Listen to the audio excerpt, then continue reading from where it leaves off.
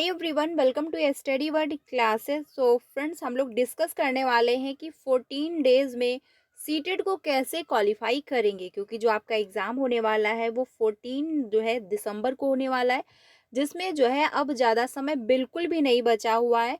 तो paper one and paper two, चाहे आपने पेपर वन अप्लाई किया हो या फिर आपने पेपर टू अप्लाई किया हो, तो 15 दिनों में सीटेट को कैसे क्वालिफाई करेंगे, क्या अब आपको लास्ट में पढ़ना चाहिए जिससे जो है 120 प्लस आप स्कोर कर पाओगे। बहुत अच्छे से समझाऊंगी, बहुत अच्छे से डिटेल में डिस्कस करूंगी, तो प्लीज़ वीडियो को लास्ट तक देखिएगा। और सच में अगर आप ये अप्लाई करते हो तो आपका सीटेट फर्स्ट अटेम्प्ट में भी और 15 दिनों की प्रिपरेशन में भी आपका सीटेट फर्स्ट अटेम्प्ट में क्वालिफाई हो सकता है। तो अगर बात की जाए paper one and paper two दोनों की, तो सबसे इम्पॉर्टेंट क्या है, एनसीईआरटी। लेकिन अब आपके पास इतना टाइम नहीं बचा है, क्योंकि 15 दिन ही मात्र बचे हैं। तो 15 दिनों में आप चाहोगे कि हम सीटेट को क्वालिफाई करने के लिए एनसीईआरटी को अच्छे से समझें, तो वो इतना टाइम अब आपके पास नहीं बचा है। लेकिन हाँ, आप ये ट्रिक फॉलो कर सकते हो जो कि मैं आपको बताने वाली हूँ। आपको करना क्या है, प्रीवियस के क्वेश्चन उठाने हैं, paper one and paper two दोनों के। प्रीवियस के क्वेश्चन उठाइए, सॉल्व करना स्टार्ट करिए, और जो टॉपिक फंस रहा है उसको आप कंप्लीट करते जाइए साथ में। यानी कि पेपर को अटेंड करें, फिर एनालिसिस करें कि कौन से टॉपिक से जो है मेरे क्वेश्चन गलत हुए हैं और कौन से टॉपिक से क्वेश्चन ज़्यादा पूछे जा रहे हैं। ये बहुत ज़रूरी है। जैसे कि सीडीपी हो गया, आपका सीडीपी सब्जेक्ट जो है उसमें जीन पियाजे है, वाइगोस्की है, कोहलबर्ग है, हार्वर्ड गार्नर है, इंक्लूसिव एजुकेशन है, चाइल्ड सेंटर एजुकेशन है।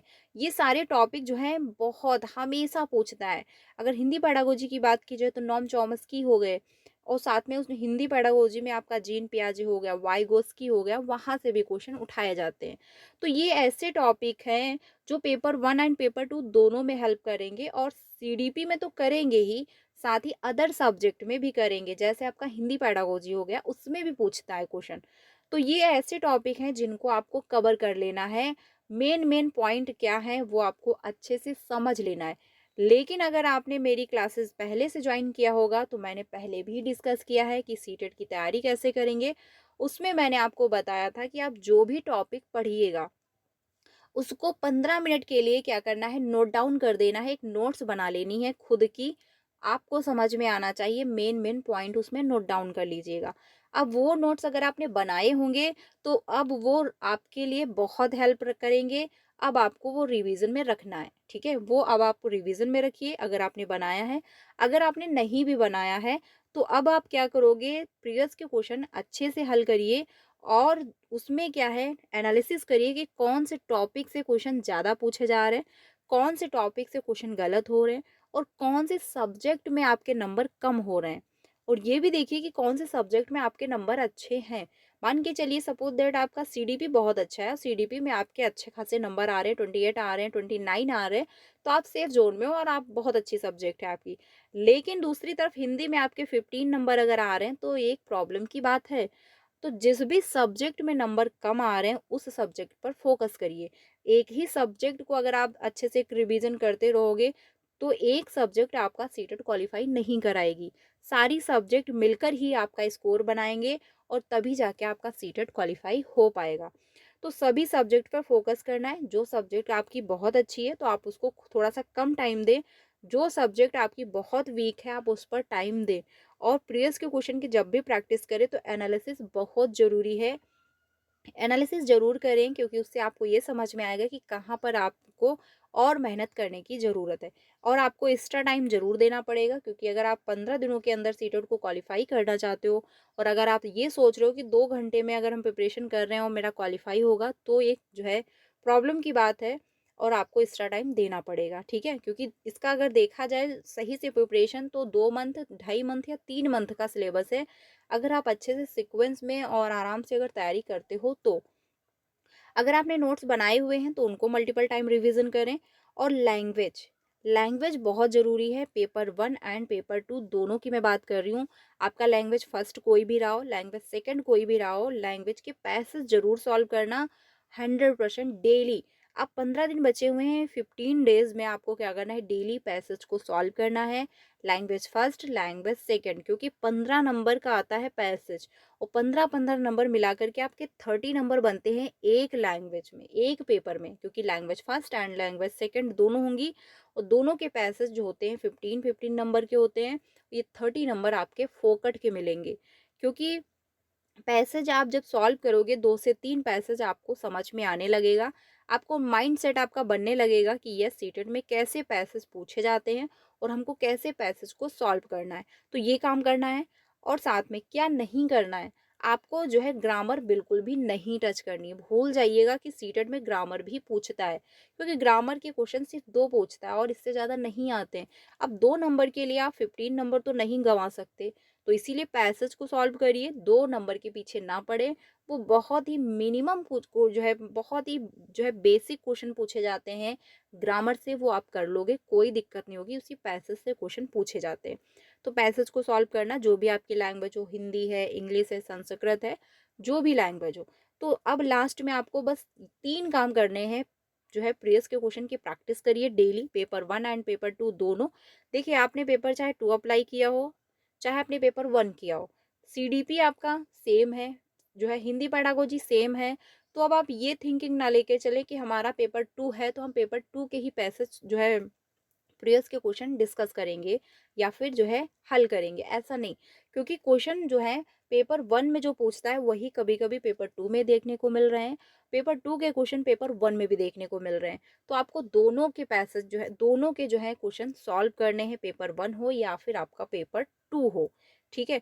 प्रीवियस के क्वेश्चन अच्छे से समझिए, डिटेल में समझिए, फिर एनालिसिस करिए कि कहाँ पर गलती हो गई, कौन सा टॉपिक गलत हुआ, कहाँ पर नंबर कम हुए। सब्जेक्ट वाइज भी डिस्कस कर एनालिसिस करिए कि कौन से सब्जेक्ट में नंबर कम है, कौन से सब्जेक्ट में नंबर ठीक ठाक मेरे आ रहे हैं। जो भी सब्जेक्ट वीक है उस पर मेहनत करिए, उसको थोड़ा एक्स्ट्रा टाइम दीजिए। एनालिसिस बहुत ज़रूरी है, किसी भी एग्ज़ाम को क्वालिफाई करने के लिए एनालिसिस होना बहुत ज़रूरी है, क्योंकि जब आप एनालिसिस करते हो तो आपको समझ में आता है कि यस मुझे कहाँ पर ज़्यादा मेहनत करने की ज़रूरत है, कहाँ पर कम, कहाँ मेरी कौन सी सब्जेक्ट अच्छी है, कौन सी सब्जेक्ट वीक है, कैसे इसको हम और बेहतर कर सकते हैं। तो ये काम करिए, आपका 100% सीटेट क्वालिफाई होगा। 15 दिनों के अंदर भी सीटेट क्वालिफाई हो सकता है। बहुत से ऐसे आप यूट्यूब पर देखेंगे, वीडियोज़ पड़ी हुई हैं, जिसमें अभ्यर्थियों ने खुद बताया है कि यस उनका 15 डेज़ में भी सीटेट क्वालिफाई हुआ है। लेकिन आपको जो है एक्स्ट्रा टाइम देना होगा और एनसीईआरटी फॉलो करनी होगी। अगर आप सीडीपी की क्लासेस देखोगे तो आप जो है 1 दिन में भी जो है सीडीपी पूरी कंप्लीट कर सकते हो, हिंदी पेडागोजी कंप्लीट कर सकते हो। लेकिन पेपर 2 की अगर मैं बात करूँ एसएसटी या फिर मैथ और साइंस, तो वहाँ के लिए थोड़ी-सी समस्या हो सकती है। तो ऐसे सब्जेक्ट की तैयारी करने के लिए आपको क्या करना है, प्रीवियस के क्वेश्चन का सहारा लेना है। प्रीवियस के क्वेश्चन जब आप करोगे, और हाँ, ये भी एक ध्यान रखिएगा कि जब भी प्रीवियस के क्वेश्चन की आप प्रैक्टिस करो, तो टाइम जो है आपका 2.5 घंटे का, आप ये सोच के चलिए कि मुझे 2 घंटे के अंदर पेपर को हल कर देना है, बिल्कुल, ठीक है? जब आप 2 घंटे का टारगेट बना के चलोगे, तब जाके आप जो है अच्छे से पेपर को हल कर पाओगे। टाइम मैनेज करना भी सीटेट में बहुत ज़्यादा ज़रूरी है। कैसे क्वेश्चन को अटेंड किया जाएगा, ये भी ध्यान रखना ज़रूरी है, क्योंकि अगर आपने टाइम मैनेज नहीं किया तो समस्या होगी। आपको क्वेश्चन आ रहे हैं, आप आंसर भी कर रहे हो, लेकिन अगर टाइम मैनेज नहीं किया तो पेपर छूट जाता है। हर दूसरे स्टूडेंट की यही प्रॉब्लम है, यही शिकायत है कि सीटेट में टाइम मैनेज करना बहुत मुश्किल है, टाइम नहीं बचता है, पेपर छूट जाता है। तो टाइम मैनेज भी आपका प्रीवियस के क्वेश्चन से ही हो पाएगा। वहाँ से आपको लैंग्वेज समझ में आएगी, आपको ये समझ में आएगा कि हमको क्वेश्चन को कैसे अटेंड करना है, कैसे कम टाइम में भी हमको क्वेश्चन को हल कर लेना है। तो बस यही ट्रिक फॉलो करिए। बाकी पेडागोजी जो है वो भी आपकी प्रीवियस के क्वेश्चन से ही कंप्लीट हो जाएगी। पार्टिकुलर इसकी अलग से कोई बुक नहीं है, कुछ भी नहीं, क्योंकि जो सीटेड है पेडागोजी के क्वेश्चन रिपीट होते हैं और सीटेड में है जो है हमेशा बहुत सारे क्वेश्चन रिपीट होते हैं। जब आप प्रीवियस के क्वेश्चन करोगे तो आपको खुद ही समझ में आएगा कि हाँ ये क्वेश्चन कितनी बार रिपीट हुए हैं।